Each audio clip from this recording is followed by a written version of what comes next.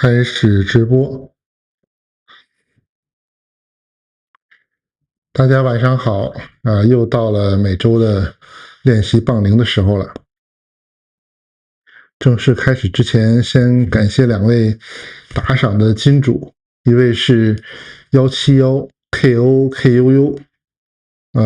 还有一位是 HW-ZM4BE 啊，这2位打赏，尤其是 HW 这位朋友连续打赏了6、7次，我也没有具体数啊，非常感谢，祝你们都身心健康，生日快乐，性生活愉快，买彩票中大奖，发大财，谢谢大家。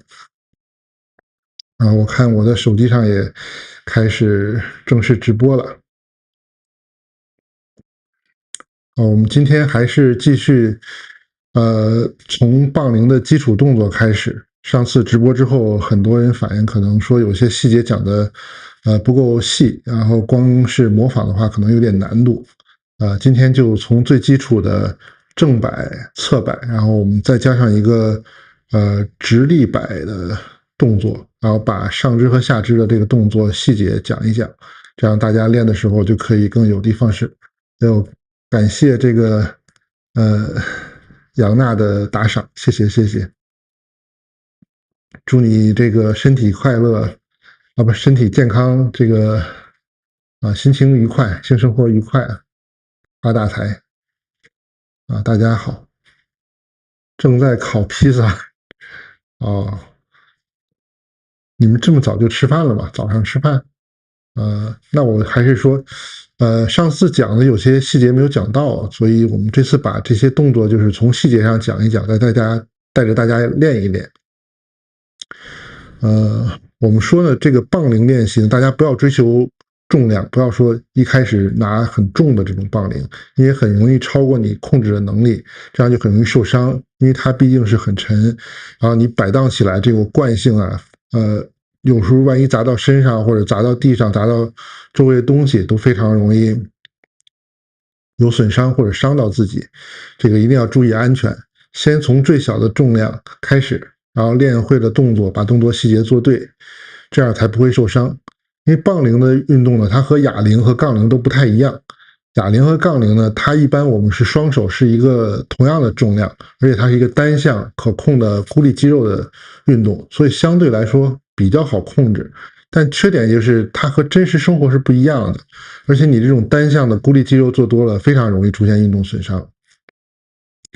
淘宝下单的杠铃前几天到了，那我们这个是非常好的运动，我们去一起练一练吧。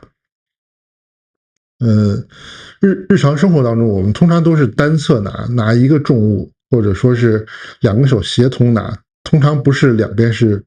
同等的。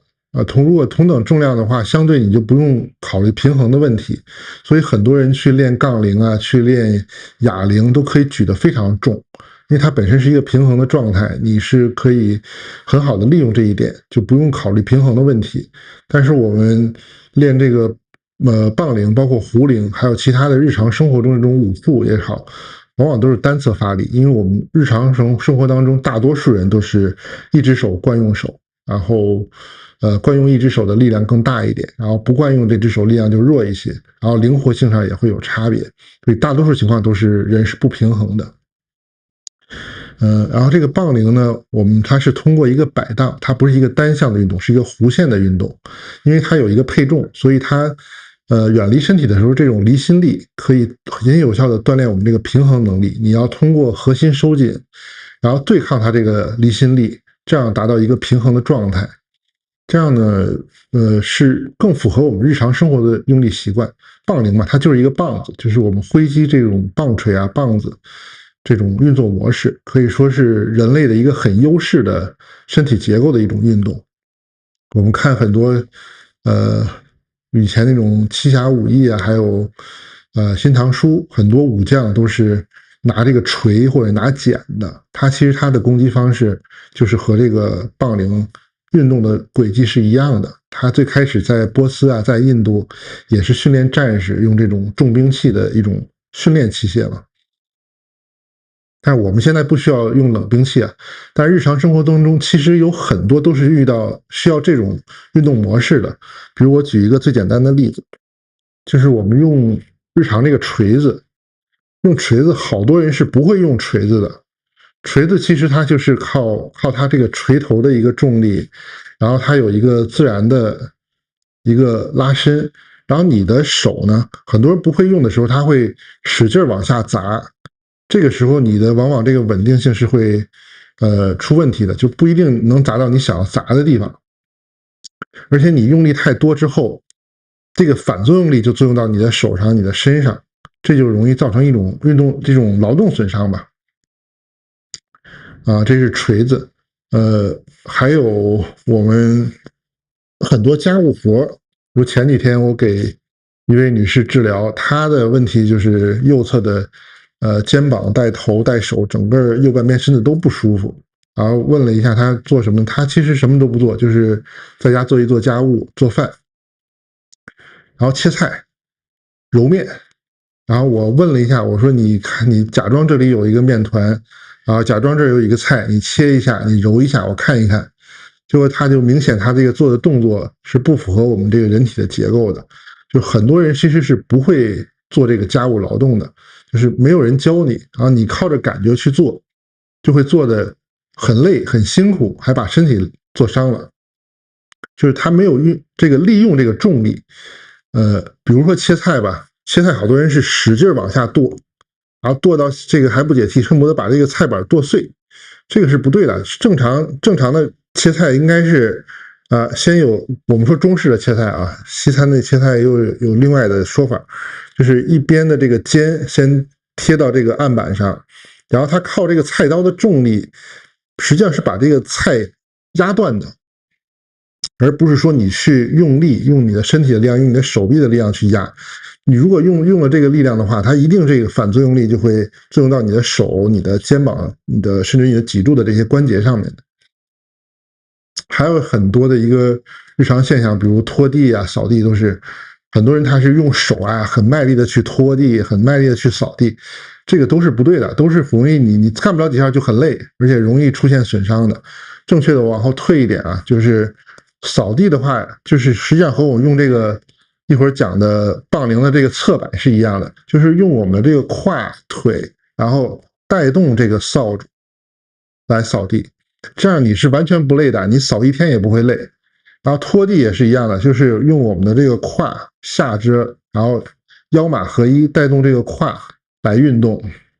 来带动手上的这个工具去做一些劳动想要做的目的。而不是说这个手，你用手的话是很容易累的。我们做推拿、做针灸其实也是一样的，是要用身体的重力，然后把这个重力的位移传导到手上，然后传导到手，通过针灸或者通过手来作用到患者的身体上，这样来达到治疗的目的，而不是说，我光靠这个手，光靠手的话，你做不了几下，你就会很疲劳，你的这个小肌肉群就会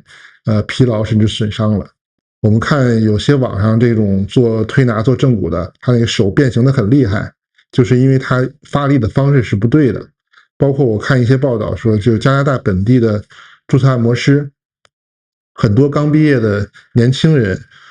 正式进入到工作岗位，工作1年或者2年，他就不得不因为伤病离开这个喜欢的职业，就是因为他这个发力方式不对，就会出现这种劳动的损伤。实际上正常的，如果我们发力方式对的话，你看我做了20年的针灸推拿，手指基本上是没有变形的，然后也没有茧子什么的。所以我们学这个棒铃，目的呢就是更好的利用我们的身体，学会从核心，从这个腰胯这里发力，来做我们日常生活工作也好，生活需要的这些动作也好，来避免损伤，然后增强自己的这种体能，让你的身体状态更好、更健康。那怎么做呢？我们先从一些基础讲，上次就直接做动作，可能没接触过棒铃的人确实不太好学，我们就先把动作讲的细一点。先讲一个基础，就是棒铃它不是靠手来挥动的，就是不是说我们这个手，我们拿这个杠铃，说我去这个怎么去这么抡来抡去啊，这样摆来摆去啊，都是靠手。你单靠手的话，这个做不了几下，你这个手就容易疲劳，而且会容易受伤的。它一定是通过我们这个摆动，它这个摆动之后，我们利用它这个杠铃的重力加上杠杆，然后把我们这个手臂当做一个绳子，把它抡起来。我做一个简单的立摆啊，就是我的手其实是不太用力的，我的手只是起到一个连接的作用，所以是很轻松的。上次做完也是大家有评论说看着我做起来好像举重若轻，其实是这样，就是不是需要我们去用肌肉收缩发力，更多的是我们要对抗它的这种摆荡之后的这个离心力，然后在它摆回来的时候，顺着它这个力量顺势而为，和太极拳是一个道理。大家做一会儿，我讲完之后，大家做这个侧摆，如果能找到你是在跟一个人跳舞一样左右摆，这个动作就做对了。如果你说做2下就觉得肌肉酸疼啊，觉得好像很吃力，那就肯定是做的不对。当然，你如果杠铃很重的话，可能也做不了太多。我们不追求数量，也不追求重量，就是把动作做对，然后发力方式做对。你不需要练太多，然后你日常生活中身体一定是比你的大脑聪明，它会学会用这种更聪明、更符合人体生理结构的这种用力模式的。所以说，杠铃它不是靠手，它是靠什么呢？靠我们的这个腰胯这个核心骨盆这里。所以我们要学会用这个胯的运动。好多人他没有这种运动习惯的话，是不会用这个胯这个地方的。大家可以先在自己身上找到这个腹股沟这个位置，腹股沟这个位置，然后就把手放在这里。我们需要做的第一个练习呢，叫折胯啊，就是我们腹股沟这个地方给它折叠起来，其他地方保持直，两个腿下肢是保持完全伸直的，膝盖伸直啊，不要弯曲。然后脊柱也是，整个脊柱后背都是保持一条直线，不要出现扭曲，不要歪，然后它就不动的，基本上是保持不动的，稍微动一点点没关系，但不要动太多，主要还是让我们腹股沟这个地方、胯这个地方动起来。我做一下，我斜着做一下，然后再侧面做一下。大家可以把手放在腹股沟这里，然后上半身往前倾，就好像跟人作揖一样。幅度不用很大，看自己的控制能力。你说再往下，我这个腰就弯了，或者我的背就脊柱就动了，那就不对了。就是保持脊柱不动的情况下，然后只是腹股沟往前折叠，大概有10到15度就可以。我们可以停5到10秒。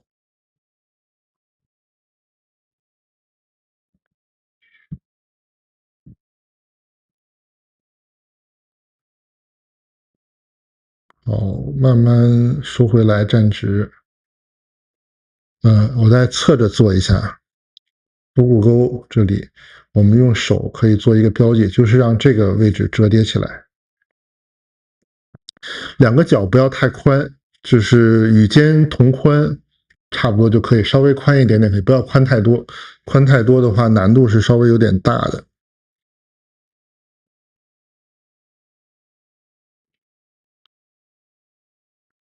只是腹股沟这一个关节，髋关节在折叠，然后下肢也是直的，脊柱也是直的。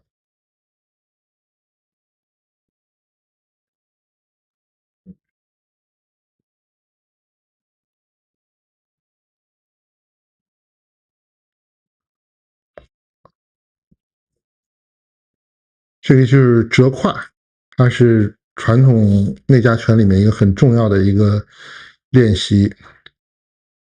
这个就不详细讲太多了，就大概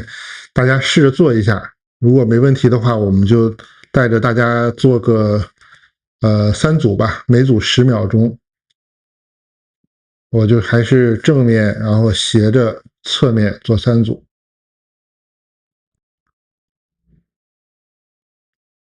10到15度就可以。10、9、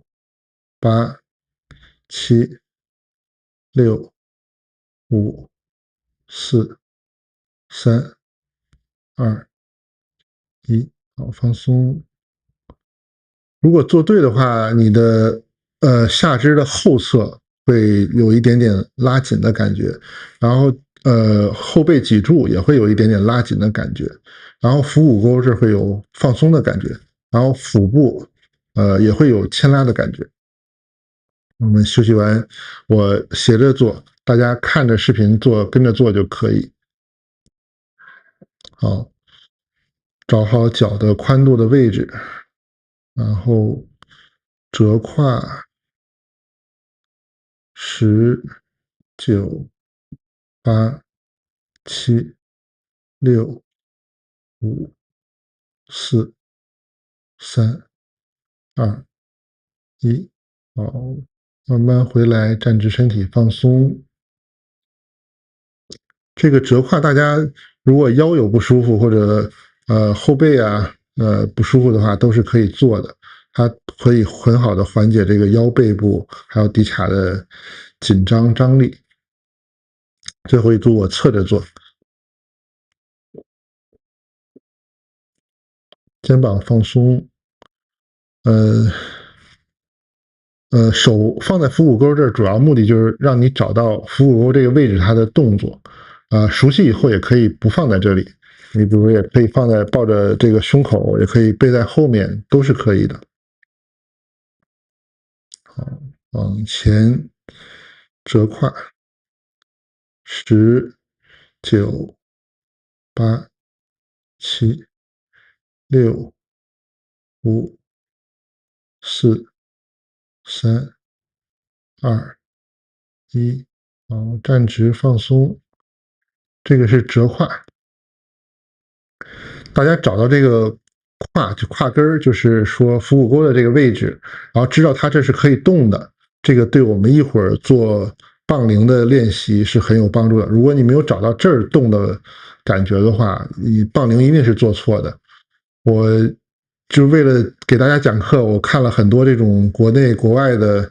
知名教练吧，有的这个知名教练他说的是很好，但他做其实没有做到。而且一对比，你就发现这个真的是水平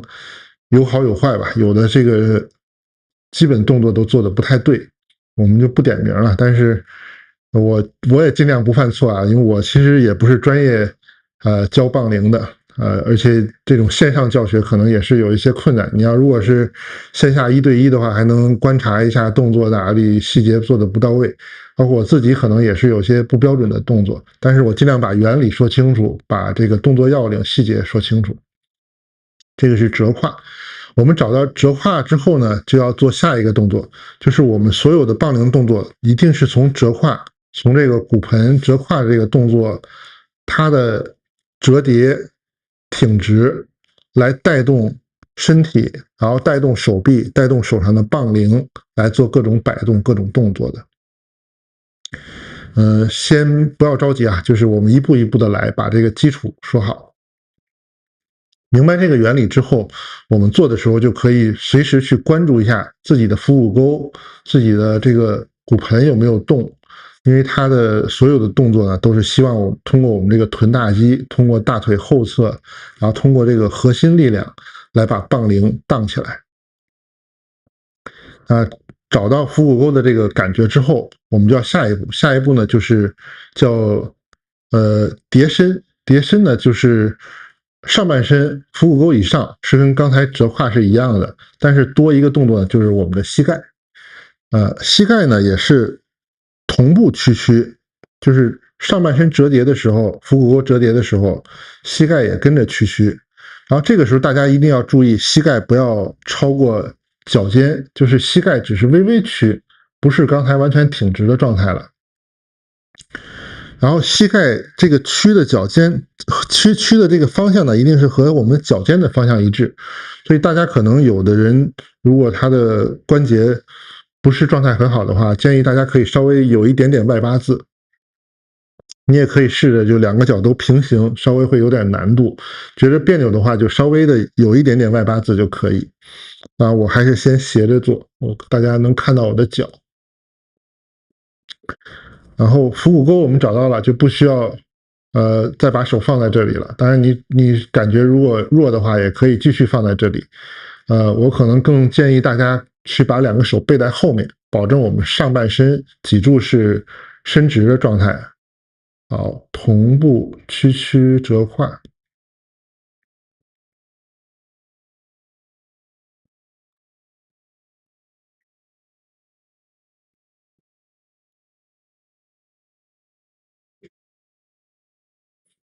好，伸直的时候也是从腹股沟启动，从腹股沟先动，它挺直的同时，膝盖也跟着伸直。我做一下侧面的折胯启动，叠身，膝盖也微弯，但是膝盖不要超过脚尖。整体的重心还是在两腿之间，不要往前太多，往前太多就容易栽倒了。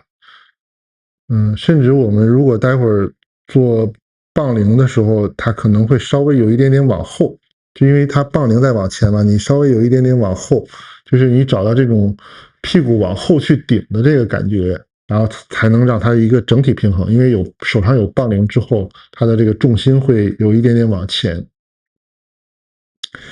这个动作要领大概就是这些，跟大家基本上都讲完了，也是一样的，就是屈髋屈膝同步，然后保证脊柱是直的，然后我们在这个基础上呢，再加一个动作，就是我们起的时候呢，通过我们的这个耻骨，然后往前快速的给它顶起来。往前顶起来，然后通过我们的这个臀大肌和大腿后侧的肌肉收缩，把这个耻骨往前顶，整个身体挺直。我接着做一下。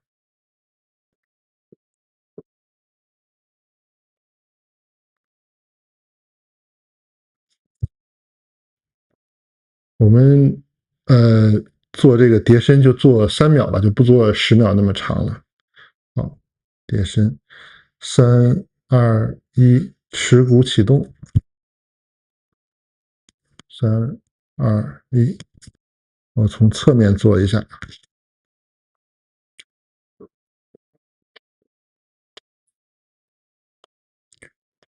3、2、1，就是用耻骨往前，然后臀部收紧，大腿后侧收紧，把这个身体起来。然后我们有杠铃的时候，它就是整个这样起来。所以不是靠这个手臂的力量给它荡起来的，是靠这个身体，然后它有一个略带爆发力的这种感觉。这个叠身再加上这个挺耻骨、挺胯，就是房中术的一个训练方法。我们如果只是说为了腰胯这个健康的话，就是练这个叠身，然后慢慢放松起来就可以。那如果你要想练这个房中术，不管是男性和女性，就是加上这个爆发力，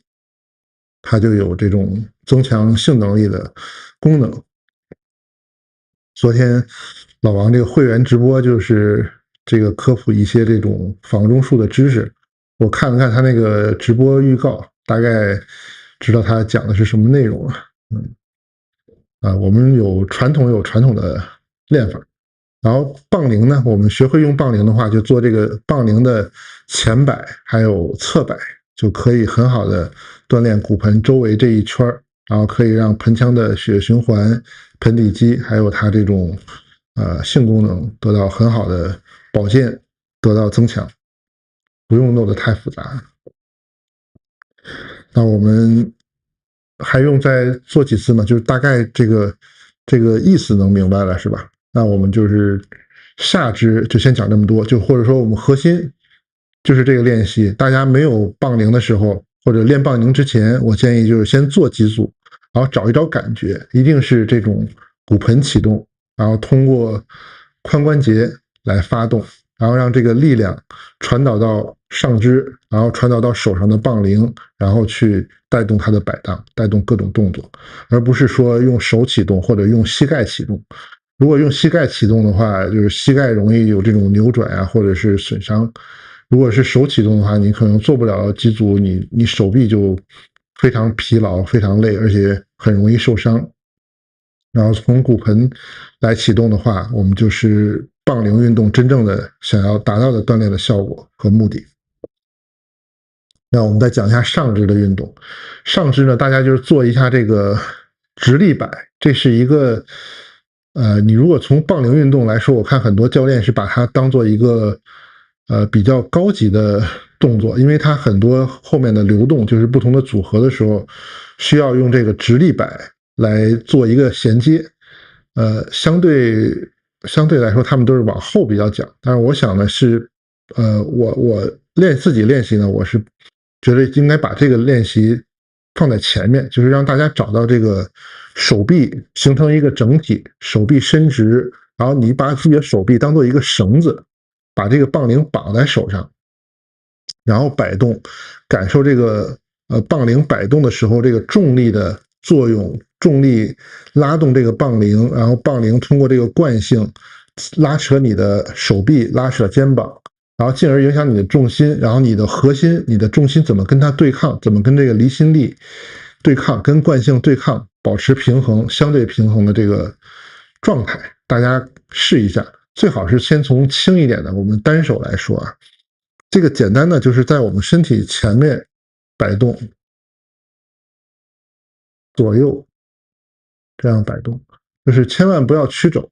就是整体都是手臂是伸直的状态，然后你去感受它随着重力摆动，然后在它这个快到高点的时候，可以稍微加一点点力，然后做的时候呢，就是我们身体保持不要跟着它这样转，也不要跟着这个晃来晃去的，一定是保持上半身全身的这个稳定吧。这个动作直立摆是，要求只有肩膀动，然后稍微带动一点点躯干可以允许，但是不要动太多，尽量保证是稳定的。然后我们先从小幅度的开始，大家感受这个摆荡，不要往自己身上抡啊，一定是注意安全距离。然后我们习惯之后，就是控制它，保持手臂是伸直的，身体不要跟着晃，然后两边都是让棒铃跟地面平行就可以了，不需要太高。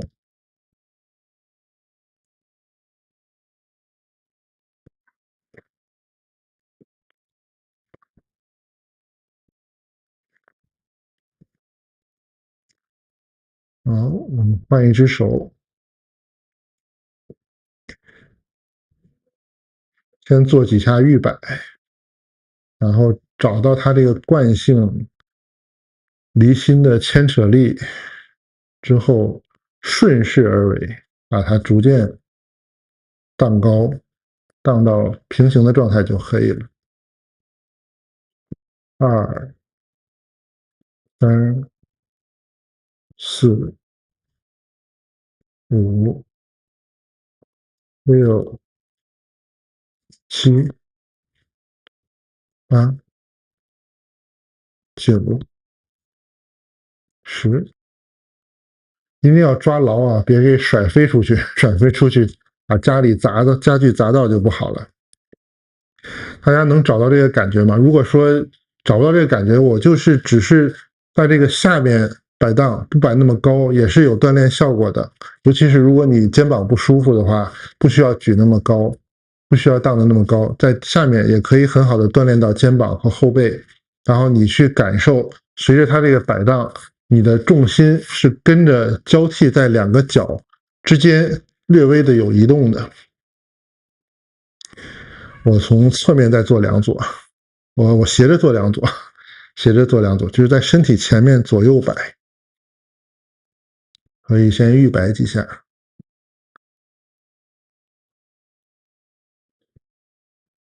一、二、三、四、五、6、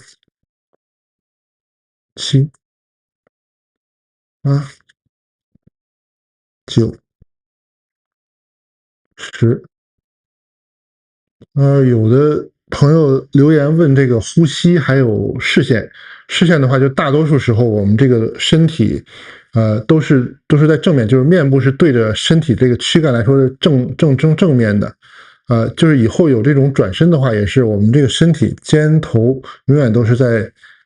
正面，在一个平面的，不会出现这种扭转的，不要跟着这个视线跟着棒铃转头转太多。稍微转一点点允许，但是大家尽量都是在处于这个平面的。它其实最终是要练我们就是肩胯是永远保持一个平行四边形的状态，这个和形意拳的站桩是一个道理的。我们在左手做一组，预摆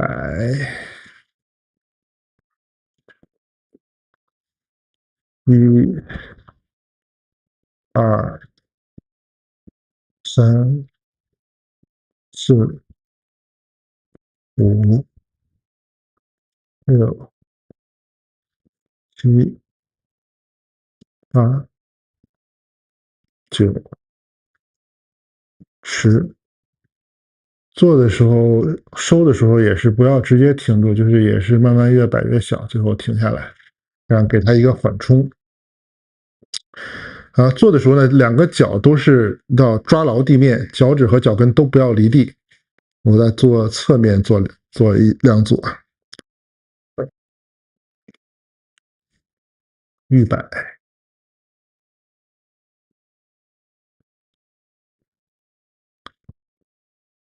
，1、2、3、4、5、6、7、8、9、10。好，换一只手，就身体不要跟着晃太多，你感受两个脚的重心的移动就可以了。预摆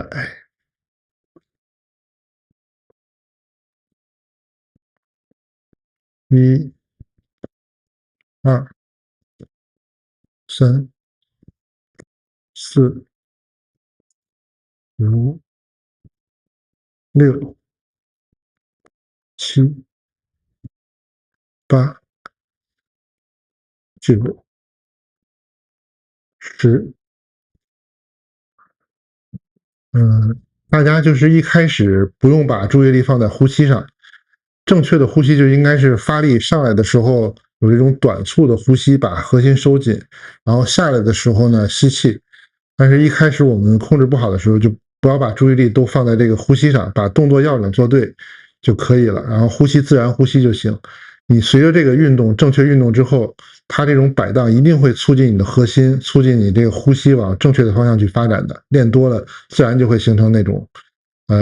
网上演示的那种正确的呼吸方式啊。它不是说我先有这个呼吸方式才做的正确的动作，而是你一定是做对了正确动作，你的呼吸自然就会变成这样。而不是强迫我们这个呼吸，你要强迫的话，就很可能把自己这个肋骨损伤啊，或者是形成这种错误的这种呼吸模式。这个是直立摆、直立侧摆。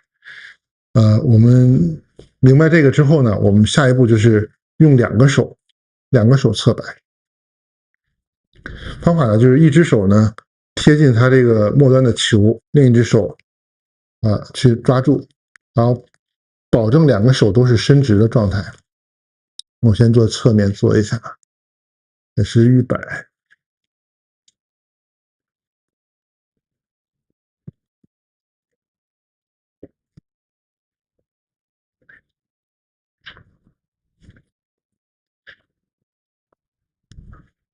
是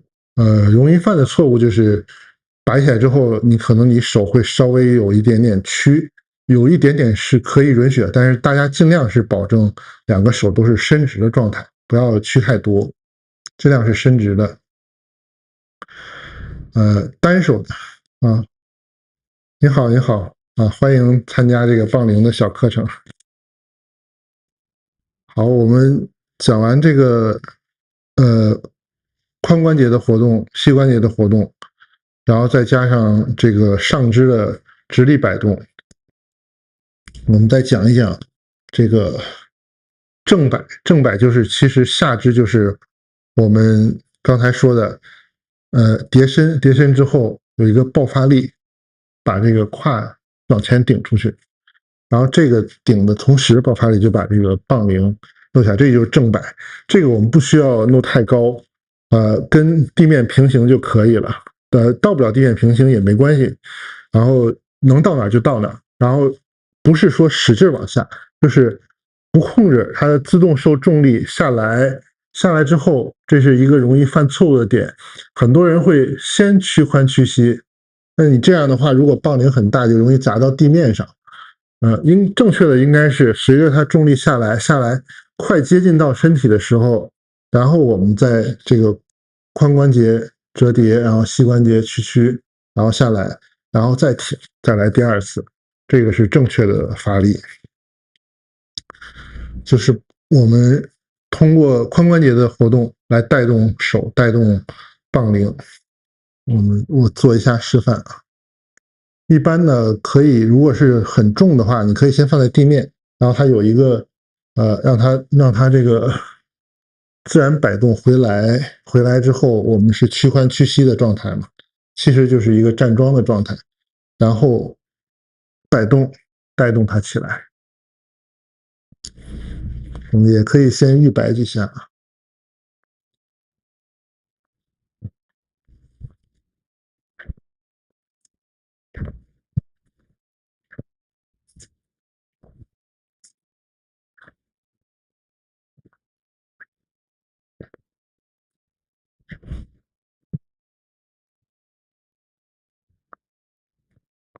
收的时候最好就是也是晃几下之后，让它这个重力稳定了再放下来，这样比较安全。这就是杠铃最基础的正摆的动作。大家有什么问题可以随时在留言区提问啊。没问题的话，我就带着大家，我再从侧面演示一组吧。这个最好就是我们两个手嘛，然后交替的做，就是我这组是一个手在末端，然后一个手在下面，然后下一组呢就反过来，这样可以让两个肩膀它相对是互相都得到锻炼了。好，先预摆几下。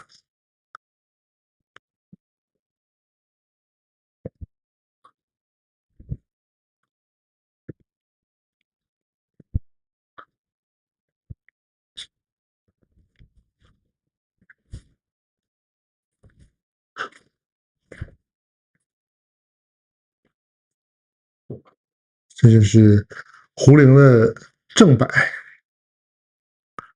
我们稍微休息一下，我再带着大家做3组吧，就是也是正面，然后斜着侧面各做一组。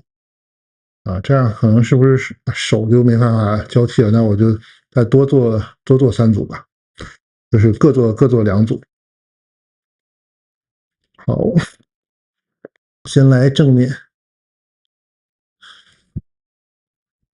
大家可以跟着一起做啊。先放松，预摆几下，挺快，2、3、4、5、6、7、8、9、10。然后换一只手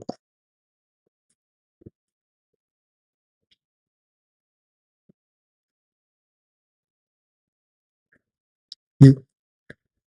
2、3、4、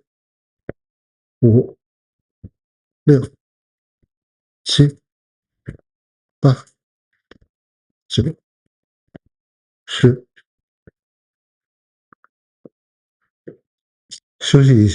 下，我们再从斜向和侧面各做2组。大家好啊，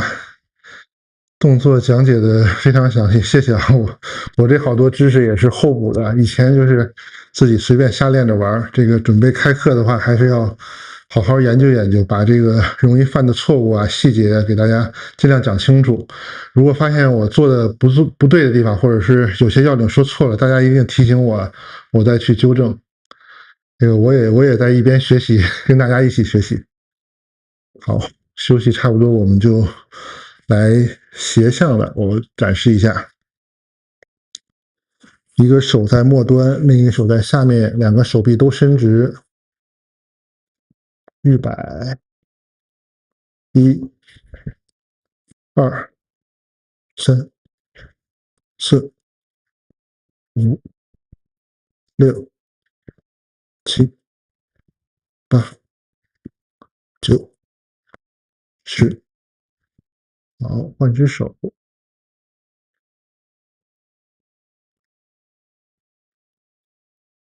一、二、三、四、五、六、七、八、9、10。好，休息几十秒吧，休息30秒。大家这个杠铃呢，就是组间一定要休息，不休息的话，你疲劳作战特别容易动作变形，那就容易出现损伤啊，或者抓不住疲劳了，它就容易砸到东西啊，砸到花花草草也不好。反而是这样，练一会儿，休息一会儿，做好间隔，你的状态可以更好，可以让动作更标准，效率更高。好啊，我来侧着做，大家就不用调，就看着屏幕做就可以了。两个手记得要交替。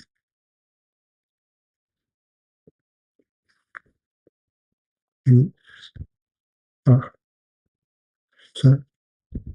4、5、6、7、8、9、10。眼睛就尽量是平视，头是朝着正前方的，不要跟着它低头啊，这个意义不大。就是主要还是保持稳定，就是我们躯干的部分要保持一个平行四边形的这种状态。好，换一只手，再来一组。1、2、3、4、5、6、7、8、9、10。好，那个基础的正摆动作我们就讲完了，大家也练一练。哎呀，什么学贯中谢，就是玩呗，就是感兴趣的就学一学。他这个大家，刚才看我们这个侧摆，尤其是单手这个，其实就最后就是和形意拳是一样的，只不过形意拳现在很多都是变成这种曲臂了，其实也有直臂的练法。它其实最早也是要用器械的。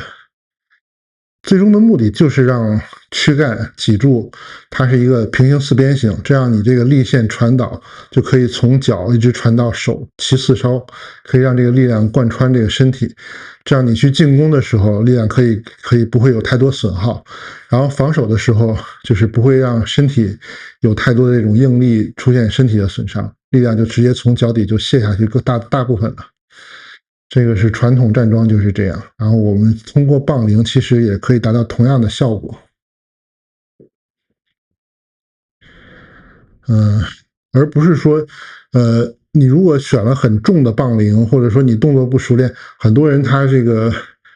腰弓起来了，然后或者说这个背弓起来了，然后或者是这个肚子挺的太多的话，它不是这个骨盆耻骨这里顶，它变成这个肚子挺起来，你弄得太高的话，很多人就变成这个肚子挺了，就变成这样，这样的话你的腰椎的压力就会很大。或者说我们说那个刚才直立的这个摆，你如果跟着这个身体扭，你不是胯扭，就变成你的腰椎在扭动，这个就非常容易造成损伤。大家一定是要注意这些细节。不是去扭这个脊柱。有些这个传统武术的功法，它是让你这个拧脊柱啊，它一般都是要求是比较缓慢、有控制的去做。传统的康复也是这样的。然后你这种有配重，然后有这种离心力，你要去跟它做对抗的时候，你去扭动太多，这种会形成剪切力，非常容易损伤脊柱和肩盘，还有这种软组织。螺旋力呢是一定要用的。我们练这个杠铃，它就是要把这个核心的力量练好，然后呢练这种侧面的这种力量，还有螺旋的力量。大家看那个比赛的话，就能看到，比如拳击，它有这个直拳，然后有摆拳，然后有勾拳。基本上直拳就是一个直线的力量，这个其实是最好防守的。你只要是找对脚，找对这个面的话，人体对这个前后的这种力量，它抵抗是有的。因为日常生活我们大多数都是往前往下去用力的，然后当你受到这种外力是正面来的时候，通常是容易有预应，容易有这种反应的，不容易被打倒。反过来是很多人侧面是没有抵抗能力，就没有侧面的这个应力，所以摆拳就特别容易把这个对方直接一拳 KO， 或者是直接打晕，就是这个原因，破坏他平衡了嘛。然后勾拳就更可怕了，勾拳的话，它实际上是有一个身体脊柱的扭转，然后有这种螺旋的力量。螺旋的力量在体内就非常容易把内脏破坏掉，容易破坏一些软组织还有身体结构，这个是很容易打死人的。所以大家能看到拳击手里面，职业拳击手里面，他这个勾拳能打得好的也是少数，能把摆拳打好就是非常容易出现 KO 了。但是直拳有什么好处？直拳的好处就是它的攻击速度非常快，它可以有很多的不同的攻击角度。就你看有一些这种特殊机构，比如英国这个苏兰场，他们就是只练左手的刺拳，所以但是通过身体和步伐的移动就可以也得到很大的破坏力。据说他们这个合格的标准是把这个摩托车这个头盔啊，就是打刺拳可以一拳把它打碎或者打裂，就是才算合格。就是它的发力是正确的，是可以达到这种效果的。那我们下面就讲一下，刚才是正摆，然后讲一下侧摆。侧摆呢，我们手就是刚才和直立的这个直立侧摆是一样的，就是轨迹是一样的，就是在我们身体前面左右这样摆动摆荡。然后骨盆呢实际上是和我们正摆是一样的，就是也是通过有一个骨盆的这种发力把杠铃荡起来，但是区别呢是它要有一个虚实步。我先给大家讲一下，就是吴式太极拳它的起势就有一个虚实步，就是它的起势呢是不说手了，就是说两个腿它怎么启动呢？就是先要把把身体的重心从两边平行的，就是我们无极桩嘛，起势无极桩是两个脚重心是平衡的状态，50%，50%，然后移动到一侧，把重心的大概70%-80%移动到一条腿，然后另一条腿呢就变成虚步，一条腿就变成实步，就是太极就是阴阳嘛，就分成阴阳两派了，就是两个重心不一样。怎么做呢？不是说现在很多这种什么套路太极，他做的就直接就重心就过来了。他是很巧妙的通过，就是一开始第一步呢是两个膝盖微微有点屈，就是无极桩的时候，不是完全挺直的状态，是两个膝盖都是弯弯有一点屈，但不是屈太多，只是不是完全挺直的状态。这时候呢，他做的第一步是一个腿的膝盖完全挺直，这个时候就变成一个腿的膝盖不是完全挺直的，一个腿的膝盖是略微一个完全挺直，一个略微有点弯，不是完全挺直的。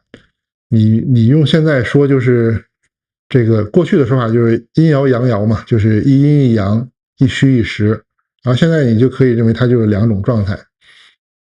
大家可以感受一下，就是从两个腿膝盖微微弯曲，然后一条腿膝盖伸直，这个时候你去感受一下你的骨盆的状态，它其实是略微有一点点旋转的。我做的夸张一点啊，然后一腿虚，一腿实，然后两个腿交替，虚实腿转换。这个就是我们做杠铃的侧摆需要做的骨盆的动作。我看有的教练他是说，还是完全按这个正摆的，就是只是一个双腿屈伸，然后通过胯的这个前顶，然后发力。这个做法也可以，但是我去对比了一下，就是网上各种教学的，我觉得还是这种虚实部的转换是更有道理的。大家可以做一下这个练习啊，就是我们可以做的动作幅度大一点，然后身体呢其实是跟着的，就是我们身体不是跟着它扭，是胯怎么动，我们上半身就怎么动，然后相对的起一个左右略微有一点点转动，但是幅度不大的，然后一腿屈，一腿直，一腿屈，一腿直，这个就是我们想要达到的杠铃侧摆的骨盆运动轨迹。我从斜着做一下，穿这个衣服可能看的不是太清楚，我放在两个髂前上棘这里，一腿屈，一腿直，交替。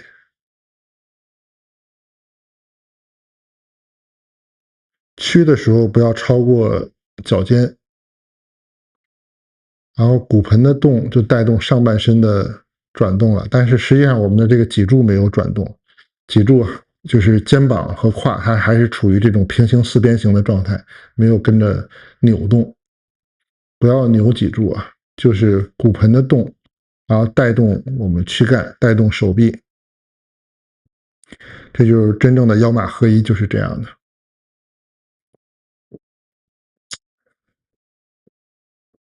这个骨盆这个轨迹说明白了吗？说明白我们就加上杠铃啊，还用做侧面，侧面看不出来，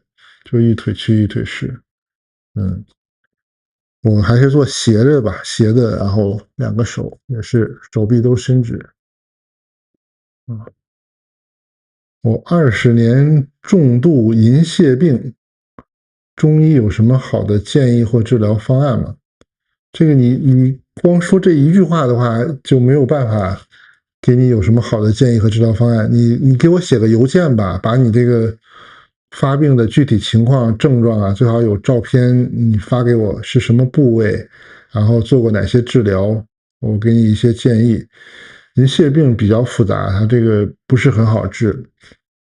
有的这种情况，通过针灸、通过中药治疗效果比较好，但是有的时候，比较顽固，它和人的这个精神状况和这个压力有很大关系的，和免疫力也有关系。你还是你要想问我的话，你就写个邮件吧。我的那个频道，下面那里有一个我的邮件的地址，然后你可以把那个详细情况写一下，这样我根据你情况给一些稍微具体的建议。我建议还是说调整你自己的生活方式，然后可以通过你能接受的治疗方式吧，也不用说完全排斥西药，就是中西结合可能效果更好一点。我治过的病人，我觉得很多银屑病的病人，他睡眠质量是有很大关系的，然后他的脾胃也有问题。你把你的具体情况写一下吧，不用客气。那我就是在斜向的这个方向做一下，然后先预摆几下，就是手臂都是伸直的。这个做侧摆的时候，腿不要分得太大，基本上就是与肩同宽或者略宽一点点就可以。分太大的话，会有一个什么问题呢？如果分得太大的话，你一摆动起来，我们刚才这个虚实部，你这个重心移太多之后，就是特别容易把这个膝盖扭得太多。然后我们步子小一点的，就是只是通过屈伸就足够了，就不要步子太大。好，上肢呢，就是刚才我们这个直立侧摆的动作是一样的，就是手臂伸直，然后左右通过它的这个重力，然后顺着它的重力来做。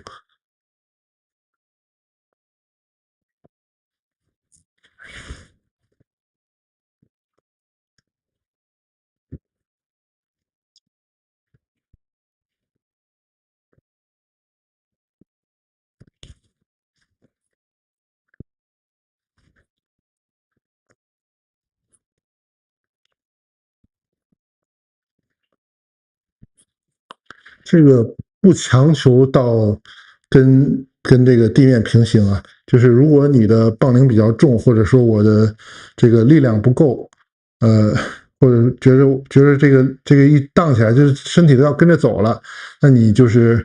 摆动的小一点，就是有个40度啊、30度这个就够了。然后重点是还是要感受我们这个骨盆的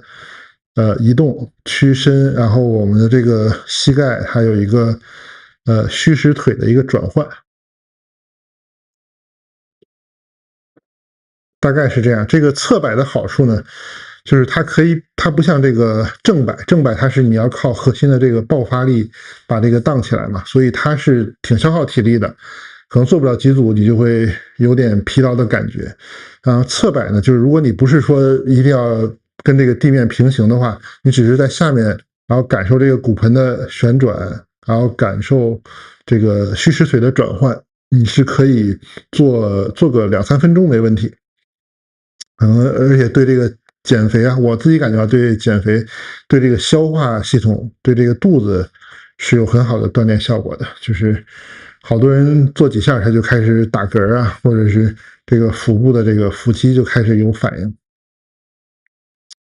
然后它有一个侧摆呢，因为我们加了这个骨盆嘛，所以你摆动的时候它有这种离心力，有的时候就不是光靠我们这个肢体来动，而是你要稍微的有一点点后仰。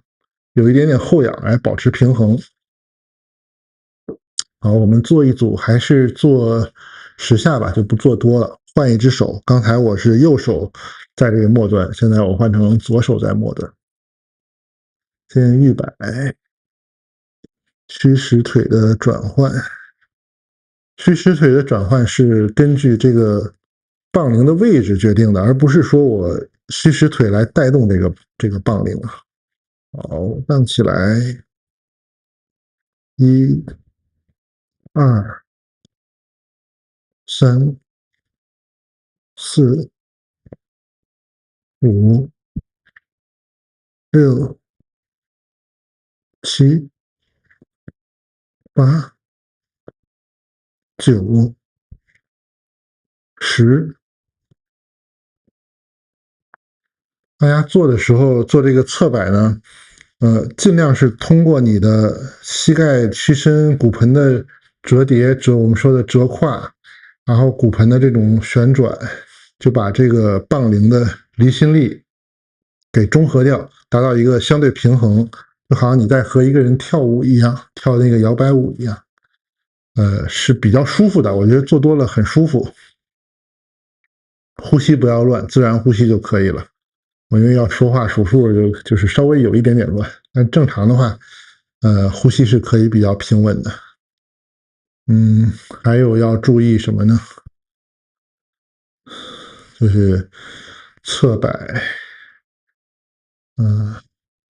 手臂尽量是伸直的啊，不要屈，屈的话就是容易打到自己。不追求说一定要平行，就是稍微低一点，熟悉这个重心的转换更重要。好，那我们再换一只手，再做2组。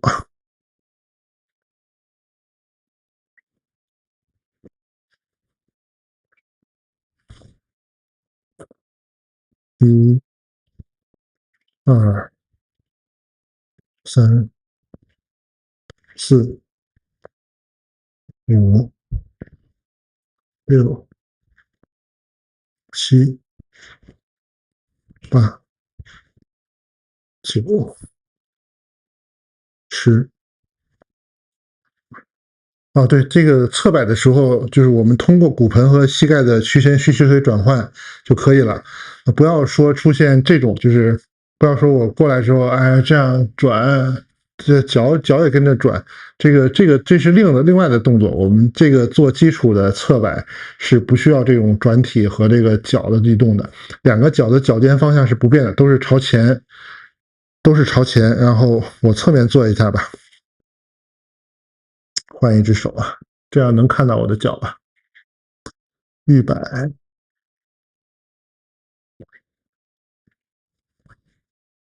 就是我的脚是不变的，1、2、3、4、5、6、7、8、9、10，把这个力量散掉之后再停下来，不要着急停。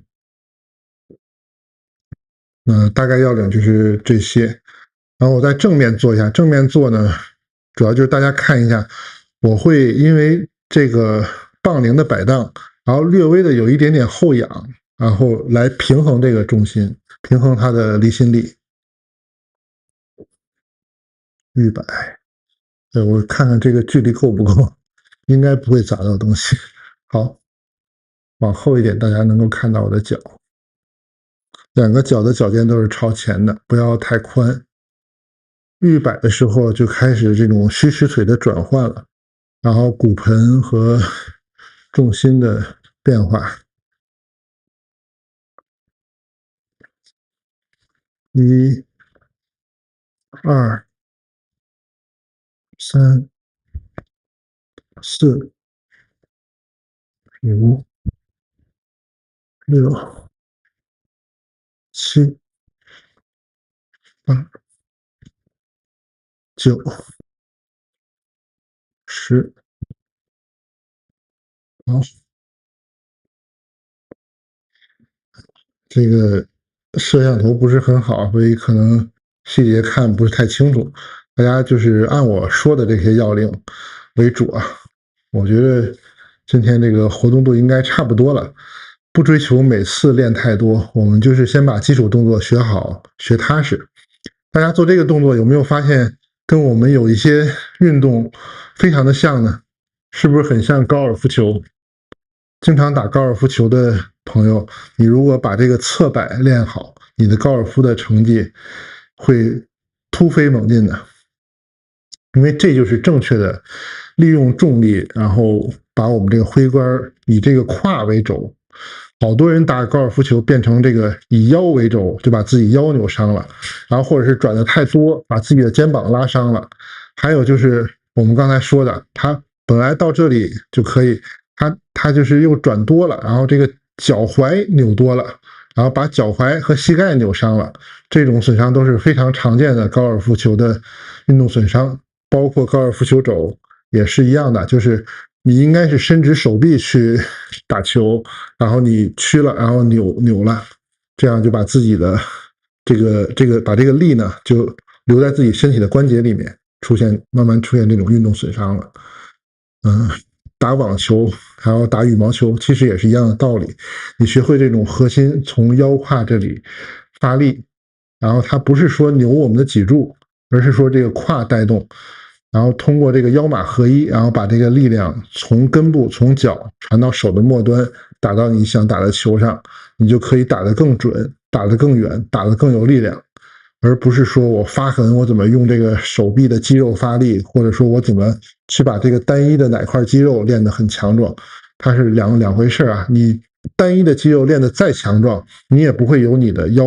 和你的骨盆这个力量大的，这是你的身体的重心啊，你是在用整个身体的体重来把力量传导到这个球上，和你只是靠单一的一个手臂、单一的肌肉是完全是两个概念的。这就是优秀的职业运动员和业余爱好者的区别。实际上说那些网球肘啊、高尔夫球肘，真正的职业顶级的运动员反而不太容易出现这种，因为他们动作比较标准，身体结构也很合理，然后训练也很科学。反而是很多业余爱好者说，我打起羽毛球啊，打起网球，打起高尔夫球，打起来上瘾，然后动作也不标准，还在错误的这种动作模式下不断的重复的超过正常身体能够允许的这个量，就是做出了你超出你身体能力的事情，这就出现运动损伤，出现各种各样的伤病了。好，那我们今天就先讲到这么多吧，1个小时左右，大家还有什么问题吗？这3个动作吧，前面2个预备的动作，一个折胯叠身，还有我们直立的这种直立的侧摆，然后加上我们骨盆的这种虚实部的转换，这个太极里面也有，其实形意拳里面也有，很多传统武术都有的，只是他们用处不一样，所以它训练方法也不一样。我们明白原理之后，通过这种锻炼，对我们身体健康，还有我们日常喜欢做的一些娱乐的运动都是有帮助的。然后就是重点讲的正摆的动作，这个就是一定是通过我们的骨盆伸展，把叠身里面持骨发力，然后把力量传导到手上，把这个杠铃荡起来。然后下来的时候呢，是杠铃的自身的重量、自身的重力，然后慢慢回来，而不是说你要给它加速去让它往下荡，就是自然的一个匀速的自然重力作用，它是有略微有一点点加速，但是不会加速太多。然后接近你的身体的时候，让它带动你来达到我们刚才基础的这个叠身的状态，之后再重复顶胯。侧摆呢，就是虚实部的转换，加上直立的这种手臂伸直的侧摆。这是2个基础动作，这些基础动作做完了，到后面就是我们做组合的时候都是有用的。你比如说这个直立的侧摆，摆到后面我们就是一个风车，就是一个完整的风车。这个都是有一些升级动作的，对吧？这就是风车。就是一个很自然的使用我们身体正常能力的动作，这些真的都是人的本能，但是我们现代生活方式已经把这些身体的本能都忘掉了，所以才会出现各种各样的运动损伤、劳动损伤。那以后没有意外的话，我就争取每周做1次这种杠铃的直播代练吧，就是找1到2个动作，或者我们把之前的动作复习，再加上后续的一些难度升级啊，或者动作再往这种更复杂的情况去加，然后逐渐的把这个杠铃的基础动作都讲一遍。之后我们可以考虑再出一些组合的代练，然后有时间的话，我就再加上这种口播的直播。短期内可能没有时间去做录播了，就我等6月底考完试之后再考虑做录播吧。大家有什么话题可以留言或者写邮件沟通。那今天就先到这里了，各位再见，祝大家周末愉快。